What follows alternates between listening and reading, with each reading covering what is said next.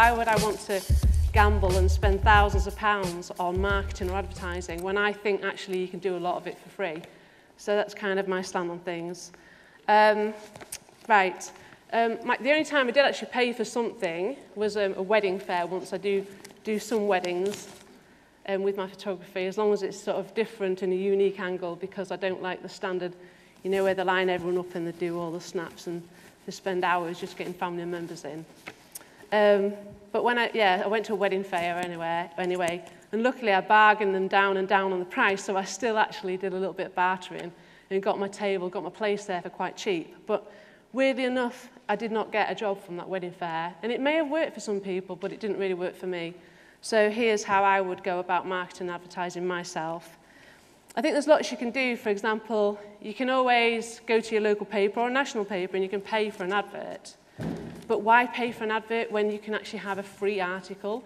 And like some of the articles I've got here today in this book, which you're welcome to look at the end, some of these are 4, 5 pages long. How much would that cost if you were actually paying for it, if it was an actual advert? And I think people take to articles better as well, because whereas an advert, you are selling yourself and it's kind of in everyone's face. With an article, you are still selling yourself, but it's kind of hidden and it's in the subconscious. People are taking that in. And so they'll read about you and then they'll get in touch. And it's almost as if it's on their terms that way, because you're not just saying, buy my product. So I think that articles are a really good thing. If you've got something unique, and I'm sure that you have with your companies and with what you're doing, freelance, because I think you're all freelance. Am I right in saying you're mainly freelance sort of in the film industry, working on films, that kind of thing, yeah? So you're all doing something different. So just find a different slant. Go to the papers and say, look, this is what I'm doing. Would you like to write about me? And you'll be amazed, because a lot of them will. And you start off with a local press, and then that moves on to the national press, because the national press will suddenly read a local paper, and then somebody will write about you in the national press, and then the radio will get in touch with you. And then, suddenly you find that the TV, Calendar News, or Look North are phoning you up and saying, can we get you on the show? Another thing to think about as well with branding, I always think, is little simple things like, what's your company name? So, for example, instead of Sarah, insert surname here, I call myself Sarahphotogirl. And straight away, nearly every single person who ever interviews me, it's the obvious one, what's your surname? Sorry, I'm not telling you. And it keeps there's a bit of intrigue about it. But also, on top of that, with my name particularly, it's obvious what I do, and it sticks in people's, memories. They're not going to go away and say, oh, I met this girl, Sarahphotogirl, and what does she, I can't remember what she does, but, So it's little things like that, just to pick your name carefully, because that will really help, you to stick in people's minds. Right. Another way to also get marketing for free is showing your work in public places. I know it's a bit different for film. Obviously, my work is static imagery, so local cafes, which could go on to national, cafes or pubs, whatever, just to get your pictures out of, in your case, to get your films out everywhere, just wherever you can. People will show them, people will be glad to show them, and I think that's always a good free way of advertising. Once again, if you were paying for that wall space, think how much it would cost. It's invaluable. Okay, self-marketing as well, because these days it's kind of, websites, obviously. I don't know if you've all got websites already. How many have already got websites for the companies? Quite a few. I don't know, did you pay a lot of money for the websites? No. I was going to say, there's definitely ways, personally, my experiences, I've had a few websites over the years, or I've improved my own website. And I think that if you're creative, like we all are in this room, then you probably know what you want from your website, and you can probably work with a student who's very talented, who's an up-and-coming designer, web designer, things like that. There's a lot of things you can get for free if you think about it and you look around. So this is the Rain Dance Twitter account. As you see, we've got a fairly hefty number of followers. We've got 11,500 nearly. And we started this just over a year ago, and we didn't take any courses. I never went to university. I went to art school. I've got no training in any of this stuff. I come from a farm. My parents were Amish farmers outside Toronto. I've got no business being here, but here I am. How we managed to get this number of Twitter followers through trial and error. We do about 10 tweets a day, and there's specific times during the day when we tweet. Between 10 and 12 in the morning, between 2 and 4 in the afternoon, and between 8 and 10 at night. Now, a lot of our followers live in the States, so we actually also have a New York-based and Toronto-based Twitter account, 5 hours behind, and sometimes we cross-post, but we try to keep those accounts separate. Now, of the 10 tweets a day we do, 3 we try to retweet, RT, someone else who's interesting. It could be someone that's hugely popular right now in the indie world, like Ted Hope in New York, or it could be one of you guys with 6 followers just saying something interesting. Of the next 7 or 8 tweets a day, we will try to take 6 of them, 5 or 6 of them, and point people back to our website by pointing to one of the articles on our website. And I'm blessed over the years of having many, many, many talented interns and people who work at Raindance who've contributed a great number of articles that are hosted on our website. And the idea is you take Twitter to bounce them back to your website to say something interesting, to find something interesting. Maybe some of you have been looking at our website. Just a quick note on the articles, and in fact tweets, what Sarah was saying. Twitter is a headline microblogging site. It's a bit like when you leave here tonight, you'll walk down to the station and you'll pause in front of the newsagent, won't you? You look at all the newspapers, and will you not scan the headlines? You know, and then there's one that intrigues you. You'll step a little closer, and if it really intrigues you, you'll pull it out and give some money to the newsagent. And that's sort of the same philosophy as Twitter. The actual headlines are very important because what makes a clickable or watchable headline is something that attracts people's attention, and it usually has to involve something that's engaging and positive to the viewer. Now, I found out this the hard way by employing an intern for which we were not paying. Bright young thing, shows up on Monday morning late last year, and I gave her a whole bunch of stuff to do, which I thought it would take her till Wednesday night. And blow me down, an hour later, she'd finished everything. She said, "What do you want me to do next?" And I gave her another bunch of stuff to do, and again she was finished in an hour, and I'm going, geez, I'm spending all my time delegating to this amazing intern who happens to be from up north here in the UK. And then the third time she asked me, around about lunchtime, I was so frustrated. She sits right next to me, and I was at that moment going through my trash folder, I do from time to time, to see if there's anything got stuck in there. And I noticed I was pausing on an article in which the headline was, 10 ways to make her come every day, a sex spam. So I thought to myself, why have I paused on this headline? I realized it's very emotive, 10 ways to every day. So I clicked on it and opened it, and there was a very well-structured sex spam article with 10 key points.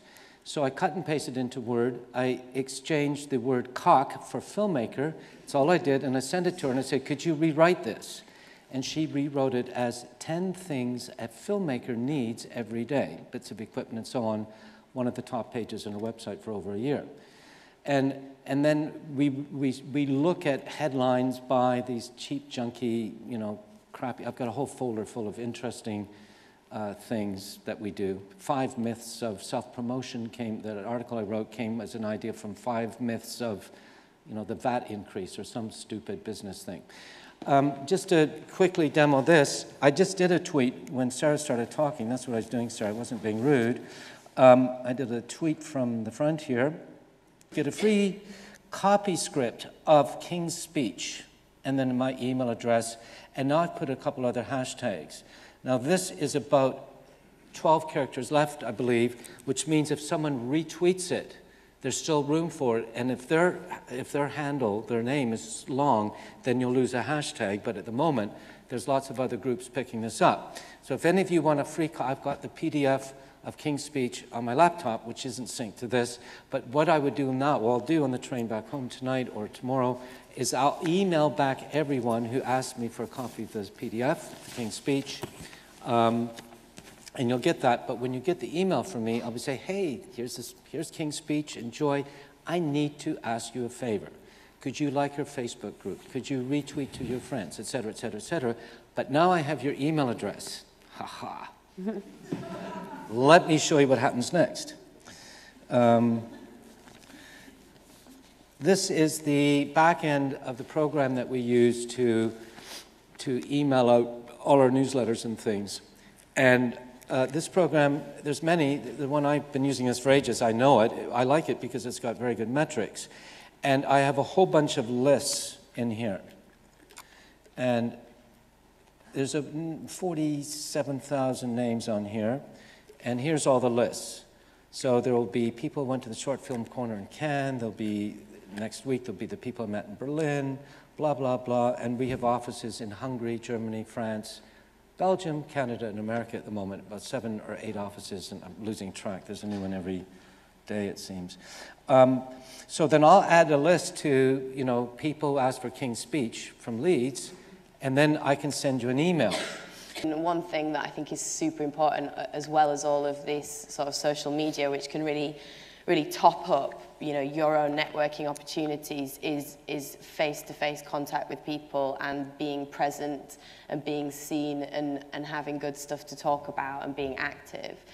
So that's what he had done. So he'd already got someone to see the film that he'd made before. They saw a lot of potential in him. And then, so when the script arrived on their desk, they already knew his name, they already knew a little bit about him, they knew what he could do with a low budget, because, as you all know, 10 grand isn't very much to make a feature film.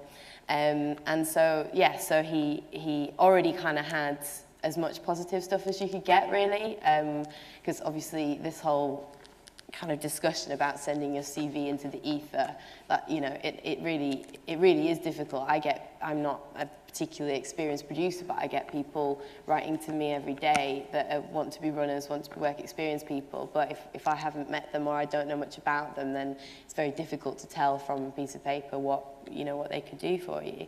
So he'd already managed to do that, which was great.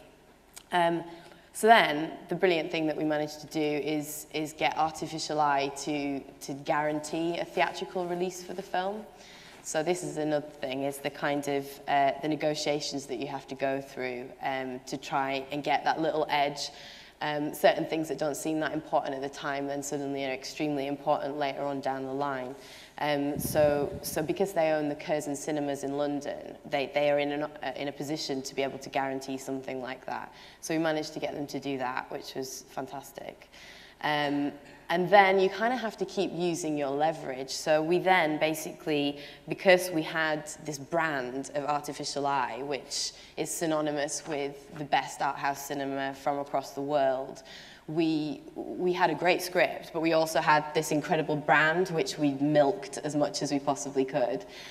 Sometimes it was a bit tricky because people think that you're doing quite a big production if you have a really good brand like that attached to it. We also had some money from the BBC involved as well, which again was great in some ways and difficult in others because they thought it was a huge BBC production. But yeah, so basically, we kept levering this Artificial Eye brand, which then allowed us to approach actors that were much, much bigger than the actors that you'd possibly get in a micro-budget film like the one that we had. And that meant that we could get, we got Joanne Froggatt, who was in Downton Abbey recently, but she's quite she's not a famous actress, she's not an A-lister, but she is a really sort of a face of television, really. She's quite recognisable. I'm going to show a clip in a minute, you'll see her. And so we managed to, yeah, basically kind of convince her that it would be a great step up for her career to go from kind of television to film. And we used Artificial Eye's brand, really, to get her. So I'm going to show you a clip. It's quite long. And then, I mean, when you're watching it, maybe have a little think about what you would use to market it in a way, because there's so many elements in this, because it is an issue-based drama that you can kind of pull out and use to market the film to various different niche audiences.